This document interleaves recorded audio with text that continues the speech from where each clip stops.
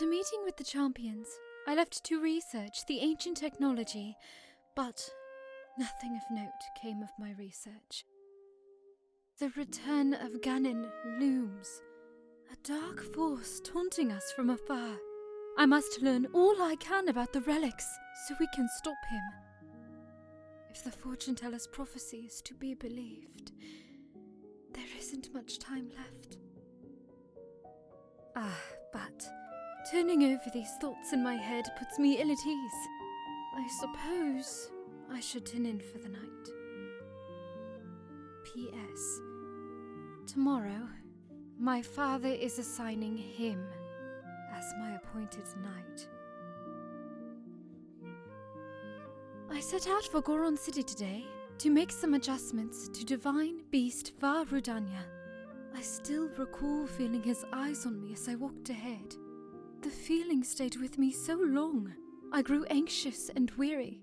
It is the same feeling I felt before in his company, and still not a word passes his lips. I never know what he's thinking. It makes my imagination run wild, guessing at what he is thinking, but will not say. What does the boy, chosen by the sword that seals the darkness, think of me? Will I ever truly know? Then, I suppose it's simple. A daughter of Hyrule's royal family, yet unable to use sealing magic. He must despise me. I said something awful to him today. My research was going nowhere. I was feeling depressed, and I had told him repeatedly not to accompany me. But he did anyway, as he always does. And so I yelled at him, without restraint. He seemed confused by my anger. I feel terribly guilty. And that guilt only makes me more agitated than I was before. I am unsure how to put today's events into words. Words so often evade me lately, and now more than ever. He saved me. Without a thought for his own life, he protected me from the ruthless blades of the Yiga clan. Though I've been cold to him all this time, taking my selfish and childish anger out on him at every turn, still, he was there for me. I won't ever forget that. Tomorrow, I shall apologize for all that has transpired between us, and then I will try talking to him. To Link. It's worth a shot. Bit by bit, I've gotten Link to open up to me. It turns out he's quite a glutton. He can't resist a delicious meal. When I finally got around to asking why he's so quiet all the time, I could tell it was difficult for him to say. But he did. With so much at stake, and so many eyes upon him, he feels it necessary to stay strong, and to silently bear any burden. A feeling I know all too well. For him, it has caused him to stop outwardly expressing his thoughts and feelings.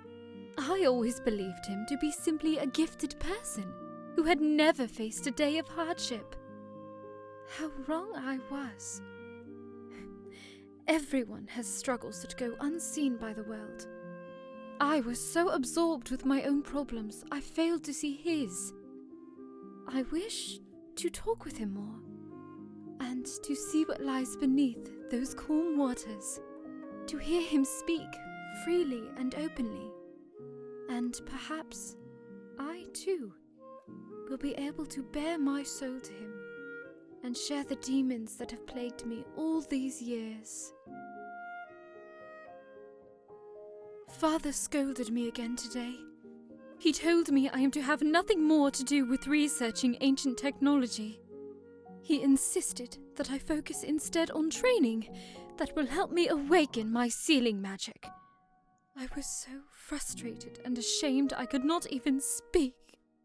I've been training since I was a child, and yet Mother passed The year before my training was to begin. In losing her, I lost not just a mother, but a teacher. Mother used to smile and tell me, "Zelda, my love, all will be well in the end. You can do anything." But she was wrong. No matter how I try or how much time passes, the sealing power that is my birthright evades me. Tomorrow, I journey with Link to the Spring of Power to train. But this, too, will end in failure. Such is my curse. I had a dream last night.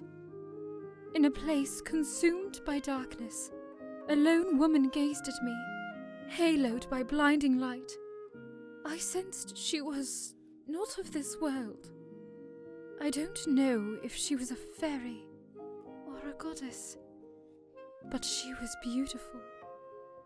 Her lips spoke urgently, but her voice did not reach me. Would I have heard her if my power was awoken?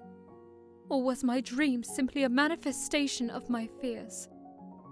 I am sure I will know the answer soon, whether I wish to or not.